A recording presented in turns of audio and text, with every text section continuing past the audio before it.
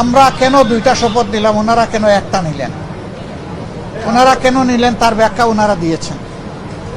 আমরা যে ব্যাখ্যাটা দিতে চাই, আমরা মনে করি যে 26-এ কোনো নির্বাচন হওয়ার কথাই ছিল না। এই 26 সালের নির্বাচনটা হয়েছে 24-এর গণঅভ্যুত্থানের কারণে। আমরা গভীর শ্রদ্ধার সাথে যাদের কারণে আজকের এই নির্বাচন, আজকের এই সংসদ, আমি তাদেরকে স্মরণ করছি, যারা জীবন দিয়ে দুনিয়া থেকে বিদায় নিয়েছেন। আল্লাহ তাদেরকে শহীদ হিসাবে কবুল করুন। যারা লড়াই করে আহত হয়েছেন, পঙ্গু হয়েছেন, তাদের প্রতি আমাদের গভীর সমবেদনা। আল্লাহ তাআলা তাদেরকে সুস্থতার নিয়ামত দান করুন। আমরা আজকে হয়তো শপথ নিতে ভিন্ন চিন্তা করতে পারতাম, কারণ জুলাইয়ের আকাঙ্ক্ষা এবং গণভোটের রায়, এই দুইটার প্রতি সম্মান দেখানো রাজনৈতিক দল হিসাবে আমাদের পবিত্র দায়িত্ব আমরা গণ্য করেছি।